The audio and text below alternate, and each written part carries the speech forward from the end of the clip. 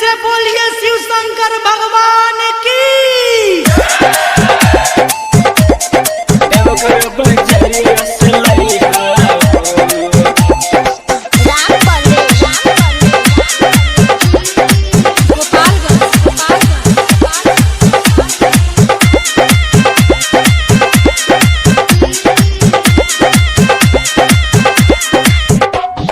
राजा शंखा पोला खेलू न वहाँ देवघर बजरिया से लइहा हो।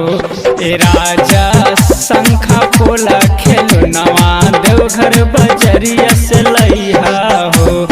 देवघर बजरिया से लइहा हो। देवघर बजरिया से लइहा हो। कियौरी लीहा से नूर के पुड़िया बतिया जन तू भुलैहा हो।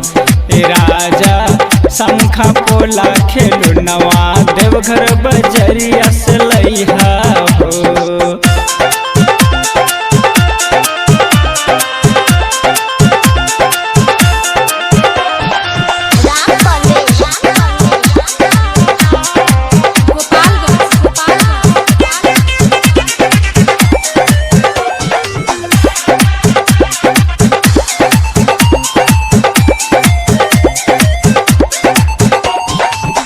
घर मारा के पेड़ा ले आईहा गाँव घर में बटाइब हो। राजा गाँव घर में बटाइब हो। गाँव घर में बटाइब हो। सुन ले बानी जसीडी में मिठाई मिले लब जोड़ हो। सैया मिठाई मिले लब जोड़ हो। देवघर बजरिया से लइहा हो। देवघर बजरिया से लइहा हो। कि तपोवन में लागे लजबे मेलवा टिकुली वही जा से लइहा हो। ए राजा शंखा पोला खेलू नवा देवघर बजरिया से लइहा हो।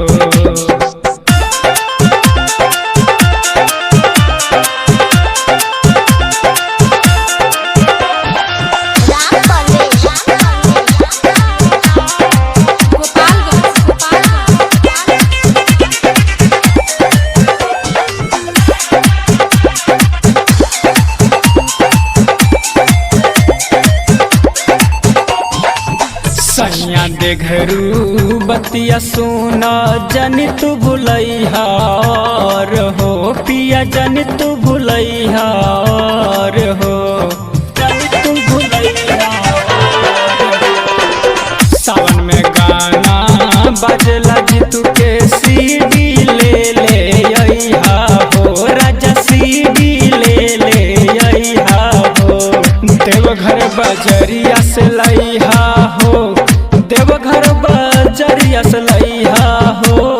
कि हमरो खातिर लइहा चूड़िया झकमक रंग वाला हो। ए सैया शंखा पोला खेलू नवा देवघर बजरिया से लइहा हो। देवघर बजरिया से लइहा हो। देवघर बजरिया से लइहा हो।